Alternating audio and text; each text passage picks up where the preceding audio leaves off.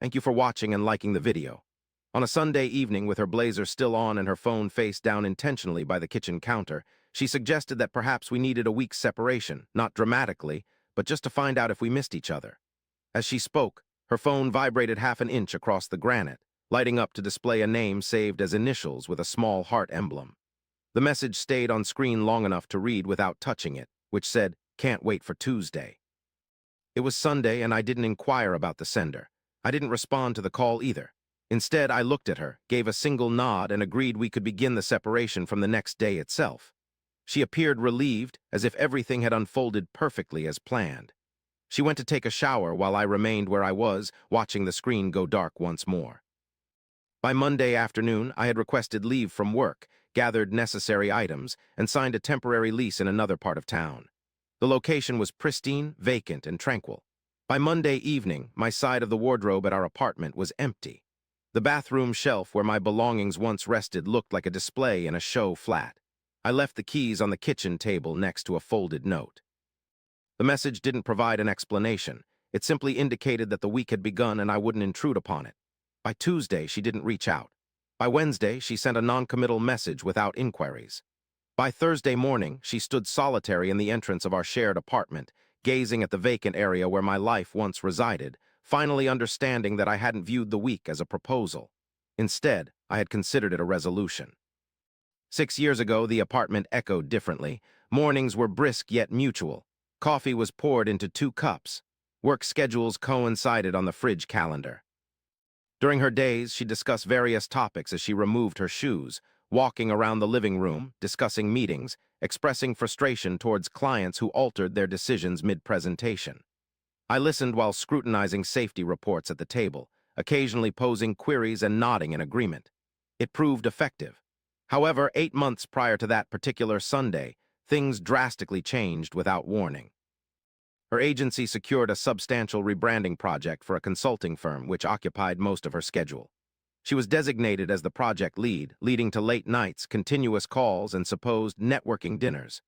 She began arriving home after 10, carrying her heels and her phone already lit before the door closed. At first, she spoke about the work, but later ceased. The specifics vanished. The complaints ceased. Her stories became generic and concise, as if designed to bring conversations to a swift end. Her phone rarely left her grasp. It remained face down on the table, even while charging. Reminders in the calendar switched from names to initials. An array of initials appeared regularly every Tuesday evening. New dresses without tags cropped up in the wardrobe. Not intended for weekends or friends' birthdays, they were meant for client dinners. She mentioned this once offhandedly as she adjusted her appearance in the mirror. I observed her leaving on a Tuesday night, meticulously done makeup, undisturbed hair. She didn't ask about my return time, nor did she specify when she would be back. By the time she silently entered after midnight with the lights turned off, the apartment was dark. She moved stealthily, her phone guiding her, checking something before placing it down. The calendar on the fridge still bore my name. Her phone calendar, however, did not. A week prior to her suggesting a trial, I left my phone on the nightstand and didn't notice until I was already en route to work. At lunchtime, I returned to the apartment, entered without issue, and found it identical to how I'd left it that morning. Her laptop stood open on the kitchen table, tilted towards the window. The screen hadn't auto-locked. An email was there, neatly centered, unread. The sender's full name appeared at the top, not initials this time. Mark Kingston. The subject line referred to Tuesday night. The message itself was succinct, clear, written like it didn't require explanation. It brought up last week and inquired if the same arrangement still applied. No emoticons, no hint of uncertainty. I didn't skim through, I didn't interact with anything else.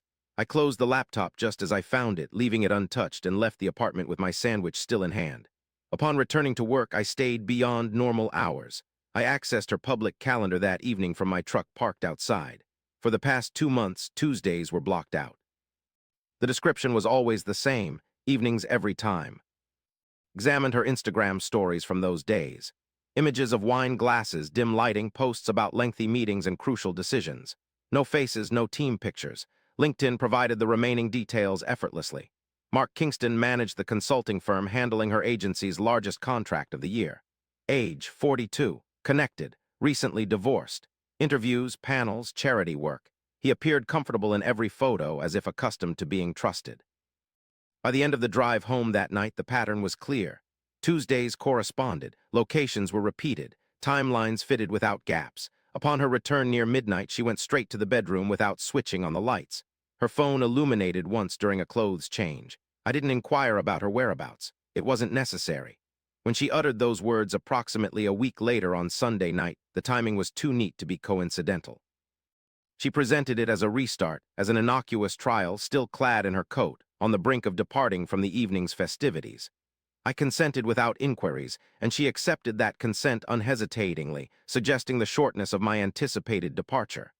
Monday dawned, she left prematurely, adorned for another day of appointments. The door closed as it always did. I didn't pursue her. Instead, I remained seated at the table until the sound of her car vanished, then launched a request for personal time on my laptop without an explanation or resistance. By mid-morning, I was standing in a leasing office distant from our home, signing documents for a vacant apartment to be occupied immediately. 2 months were allotted enough to avoid haste. By the early afternoon, I possessed keys, a parking pass, and a tranquil space already permeated by the scent of disinfectant and new carpets. I returned to our residence while it was vacant and acted swiftly. Initially, my belongings were removed from shelves and cabinets. What remained behind was impersonal, easily mistaken as permanent. I ensured not to damage anything or reorganize anything. As I departed, I placed my keys on the kitchen counter, their usual spot where she usually left hers. Alongside them, I left a solitary piece of paper. It didn't make accusations or provide explanations. It merely acknowledged that a new week had begun and that I would not interfere with it. That night, I did not linger to see if she arrived home late. Instead, I was busy unpacking necessities into a place she was unaware of. The pause she requested had commenced, but not in the way she anticipated. The first 2 days passed quietly. No phone calls, no questions. My phone lay dormant on the nightstand of my new dwelling, its screen black, alarms set only for work. I arrived early, conducted inspections, approved reports, and departed without delay. Upon returning late in the night, the locale felt impersonal, similar to a hotel that held no expectations from me. Around late Wednesday, I received a detached message, inquiring about my well-being and accommodations. The tone was casual yet professional, as if inquiring after a coworker who had moved offices. I hesitated before responding. An hour passed, then I responded concisely that everything was satisfactory and I'd rented a place temporarily. Another moment of silence ensued, followed by another message asking for clarification. I remained vague, simply stating we would see. Thursday morning, my phone buzzed with her name on the screen. While donning a hard hat and carrying a clipboard, I walked through the plant, choosing to let the call ring unanswered. When it finally stopped, I responded that I was occupied at work and we could discuss later. However, no conversation ensued. That evening, she visited our shared apartment, the security cameras recording her arrival time automatically. She entered rooms untouched except for the conspicuous vacancy. Doors creaked open, drawers emerged, the bathroom shelf remained partially bare. She inquired again, this time I responded. Her voice sounded more piercing than normal, querying if all items truly had been taken. I informed her she requested solitude. She stated that wasn't what she intended. I acknowledged my understanding. Before she completed her words, the call terminated. From then on, messages altered. They expanded, softened, displaying a sense of urgency that wasn't there previously. By Thursday night, she no longer probed the week. She was attempting to halt its transition into permanence. By Friday, the messages ceased feigning calmness. They arrived in clusters, lengthy paragraphs piled upon each other while I was out, inspecting containment systems and signing off on compliance locks. Each vibration penetrated my pocket, unanswered until lunch, then even longer after that. Upon opening them, requests for a meeting ensued to clarify, rectify what seemed like my misconceptions. I rejected all proposals. Sending a solitary message, I stated the week wasn't complete yet, we'd discuss later. That was the last communication I sent her during the pause she demanded. On Friday afternoon, I left work prematurely and navigated to an office complex across town. The building directory indicated a family law firm on the 3rd floor. I completed intake forms, presented my ID, and signed where directed. The paperwork progressed quicker than anticipated. By the time I departed, the decision had already been formalized. On the subsequent Monday morning, while going over incident reports at my desk, she received the documents. Her call came through instantly. I did not answer. The second call was louder, angrier. I ignored it. A third call followed, then a voicemail alert. Later that day, I responded to one call. Her voice wavered between fury and shock. questioning what was happening and why now. I maintained a steady tone, mentioning Tuesdays, the same restaurant, and the past 2 months. I informed her that she had requested a week's space, so I wouldn't intrude, and instead gave her all the extra time. The call grew silent before she inquired about my knowledge. I shared that my role involved anticipating risks before they turned into incidents. I ended the conversation and didn't answer subsequent calls. I became aware of the address change only after receiving a confirmation email from HR. 2 days later, during a routine safety briefing at work, my colleague also noticed it.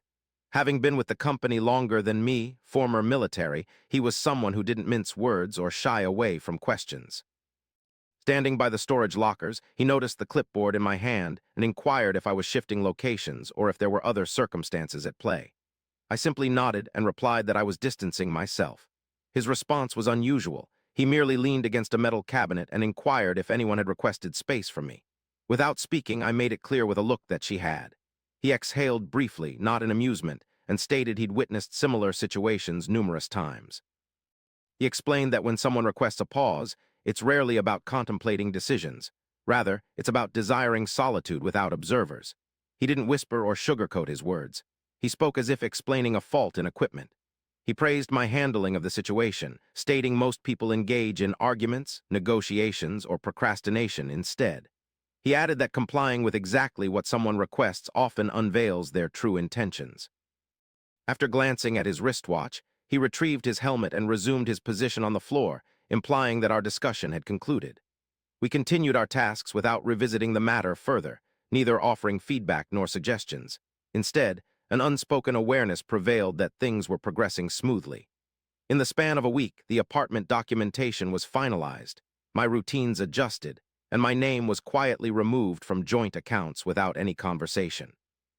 At work, the situation felt undramatic, which made the silence elsewhere all the more deafening. I happened upon her 5 weeks later under fluorescent lights in a grocery store near my new abode. The encounter wasn't premeditated. I was in the middle of an aisle with a basket in hand. Upon seeing her standing by the self-checkout, appearing distracted as if the screen wasn't responding quickly enough, she looked thinner. Her hair was neatly tied back without the typical fuss. Unlike before, she had no phone in her hand this time. She recognized me when I drew nearer. Her body froze before her expression changed. She attempted a smile, mimicking normalcy's expression when required. Using my name and requesting a brief chat, she approached me. Glancing at my watch, I informed her of the limited time, 5 minutes. We exited to the parking lot in unison. The hum of cars, rattling carts, engines starting and stopping filled the air. She stood excessively near, as though proximity could mend a past act. Without delay, she began explaining that her relationship with Mark was an error, it had no substantial meaning, and that she hadn't anticipated my reaction for the entire week. Initially, I remained composed, allowing her to conclude her prearranged words. Then I uttered Tuesday, emphasizing every week, 2 months, and the same restaurant.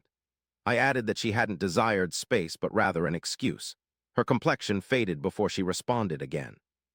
She tried disputing me, stating that my assertion was unfair, and that I failed to comprehend the intricacies of the situation. I informed her she had proposed a trial week with no conditions for questions, and I accepted it as presented. Upon leaving, she didn't accompany me. She remained where she was, still holding him, seemingly missing the opportunity to halt my departure. I departed before my watch's timer expired. The aftermath wasn't immediately apparent. It trickled in, relayed by individuals unaware they were disseminating updates. A previous neighbor noticed her car parked outside the apartment more frequently during daylight hours. A common acquaintance reported the agency had become less active online. Fewer announcements, fewer victories. Approximately 2 months following the trial week's end, someone from her office identified my name at a gathering without realizing I was eavesdropping. The consulting project that filled her schedule vanished. The contract terminated early, no public rationale given, only an abrupt halt. The company lost its most significant annual client, the one everyone based their projections upon. Shortly afterward, her job responsibilities shifted dramatically. First came the removal of her title, followed by a decrease in duties. She transitioned from leading meetings to coordinating them. Her workspace was relocated away from the windows.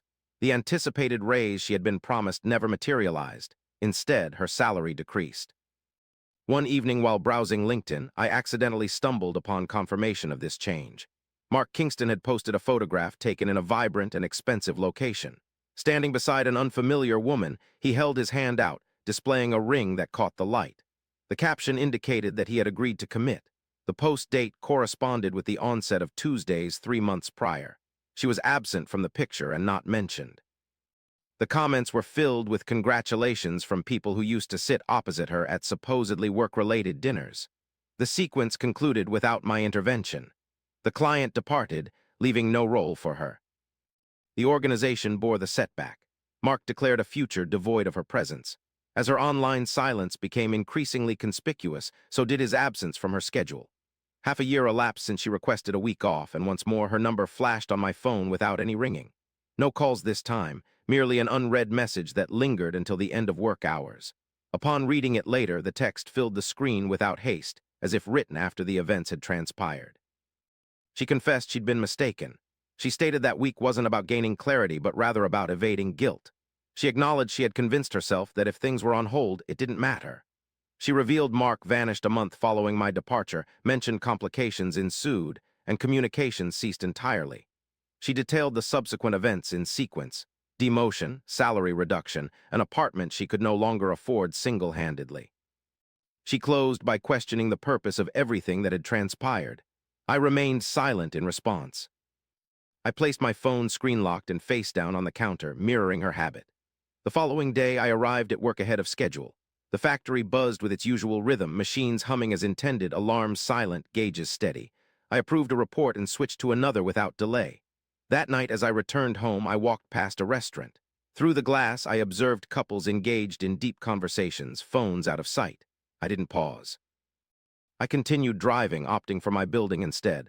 Later that night, I erased the message without responding. She had requested a week to check if she would miss me. Instead, she utilized it to determine whether someone else might choose her. He did not, and by the time she looked back, the space she had vacated was already empty and cleaned out. I granted her exactly what she asked for. She simply didn't anticipate that I would take it seriously. Thank you for listening to my story till the end. Comment with your thoughts on these unfolding events. Subscribe for more unspoken narratives ahead.